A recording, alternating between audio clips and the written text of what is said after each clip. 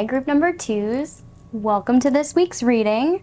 This week, we are talking to our ancestors and asking for them, for any advice from them. I'm sorry. Sorry for the interruption. My cat was talking to me. Okay, so by ancestors, I mean anybody who you believe that word connotates to, whether it is a passed on loved one or it is somebody who you may connect with on a historical level from your own family history, or even like if you're somebody who believes that you're from another star, like your soul's from outer space, those are your ancestors, okay? So whatever, wherever your ancestors are speaking from, we're getting advice from them today, okay? So this is the card that drew you guys in. It's really cool. Really gives me warrior hunter vibes. Super cool. And the rune that you have here is, what is its name? I have immediately forgotten its name. Its name is Kenaz? Kenaz. It's this rune right here. It is Kenaz. It is torch or light, inner knowing, and wisdom. Yeah. So that's what brought you in today. We're going to put you right over here. Focus. Oh my gosh. Focus. There we go. Okay. So that's the card that brought you in today. And we're going to put it right here. Yep. And today I'm using my Wildwood tarot deck. It is a tarot deck, but the imagery in it is very Celtic, and so in that vein, they have renamed most, if not all, of the major arcana, as well as the suits of the minor arcana. So I will explain, well, I will tell you what they are, and then I will tell you what I think they are saying. So today we're doing a 9-card spread for you, my group number twos. Ancestors of group number 2, would you please give me all the messages that you have for group number 2? That one for sure.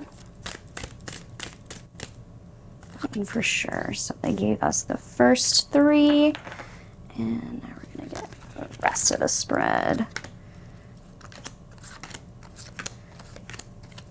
So let me grab the card that flew over here. We are going to,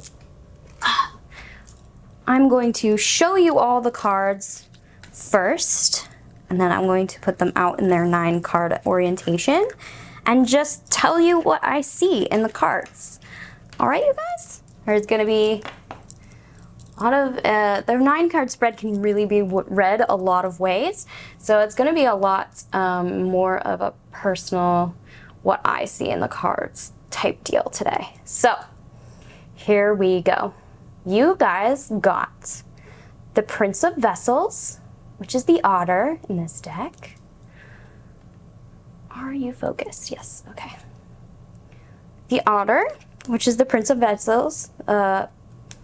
We also have the 3 of Stones, or the 3 of Pentacles, creativity. This deck has little words next to the number of the card to help you interpret. So this is the 9 of Bows, which is the 9 of Wands, respect. That's what this card says. Then we have the Ace of Bows, which is the spark of life. The bows are wands in this deck. We also have the World Tree. Oof, focus. There we go. We also have the World Tree, which is the World card in this deck. We have, the Moon, or the Moon on the Water, as this one is called. We also have the Pole Star, which is the star card in this deck. We got the star card in our last reading, so that one called out to you at all. We also have the Two of Bows, decision. And lastly, we have the Ten of Bows, responsibility. Wow. There are a lot of wands in this group here. I am going to organize them a little bit, and then I'm going to talk about them. So let me organize and look over them briefly. Okay. So, group number 2s, you guys have, in the recent past, embarked on something new, a new adventure, a new journey, maybe a new job, a new love life, I don't know, something new. And it's something that really excited your emotional being. You were really happy about it, and it's something that, was that a beep? Sorry, it sounded like my fire alarm was about to go off, but it is fine. Okay. So this thing was something that made you feel like the star, like a bright shining star. Like you felt like, holy fuck, I'm the shit, I can do anything, I'm the bomb. Also, I feel really giddy and happy, like a little school person that just is like so excited to start something new. And you also had this new love energy, whether that was like love for yourself or love for another, or it was just like an exciting time recently. Recently, in the past, you started something new, and you were just, you were so excited. And now you've gotten to the point with this project, this person, this event, this new job. You've gotten to the point where it is no longer super exciting, but instead it has become, it has gotten to the work part of it. It has gotten to the part where we have to use our minds in creative ways, and we have to really chart our course forward. We have to make decisions with our gut, and we're really in like the thick of it. It's not the beginning of this project. Now you're really in the meat of the project, whether whatever it is. So we weren't we were prepping for the hunting party, and now we're in the midst of the hunting party. If you've ever been hunting before, and you're a bit ADHD like I am, the main part of a hunting trip is sitting very quietly in the woods for hours. It is so unbelievably boring.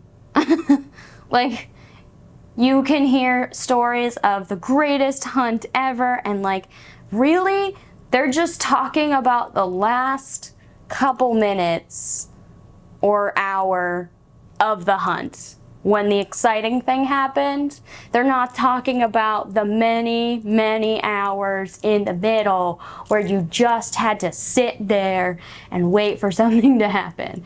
So we're in the meat of this hunting expedition right now. We're at the boring part, at least the part that a lot of neurotypical people find boring. The part where it's not a novelty anymore. This is the part where if it's just a hobby, we normally drop it. Because we're like, oh, this has a lot of steps and they're the same over and over again, and I don't want to do it anymore. So you might be looking for some inspiration at this point. But I think your ancestors are saying, you guys really should stick with it, because what I'm getting in this, the future side of things, is that it's going to be a success. It's going to teach you so much. Like, you're going to come through this experience through developing skills that you would not have had before. It's also a bit of a mystery what's going to happen, because it's up to you to decide in this moment right now which step you're going to take next, whether you are going to drop this new thing and go back to the old ways of doing things, or your old job, or try and find a new one, or whatever. You could drop it at this moment, or you could move forward. And this card is talking about a bit of mystery, because it's up to you. It's your free will that determines your future. But I think your guides are, your ancestors are trying to tell you that this move was a good one. This change was a good one. And it may take some drive, some determination, some plodding through a maze you feel a little lost in to get to the end of. But the end is a lot of gravitas. I don't know how else to express it. It's a lot, it matures you. It matures you in a way that you wouldn't have been able to mature if you did not stick with this thing. Now, if you're in a bad situation, this is not a message for you. Okay? If you're in like an abusive situation, or you're in a situation that, I don't know, maybe your boss is being a dick, whether that means you are not being financially compensated for what you are worth, or there's harassment going on, like this you need to go find another pile. Don't listen to this one. Okay, it's not about sticking with something that is harmful for you.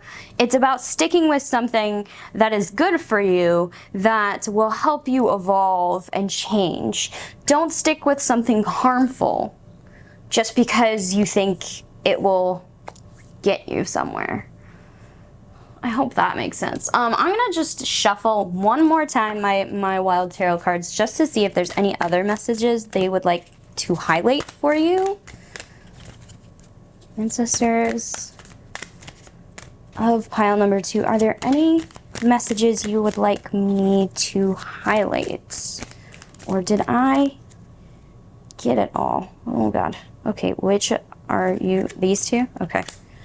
So these two are the cards they are giving me, and they are card number 2, the Seer, which is the High Priestess in this deck. And card number 7, the Archer, which is the Chariot in this deck. Awesome.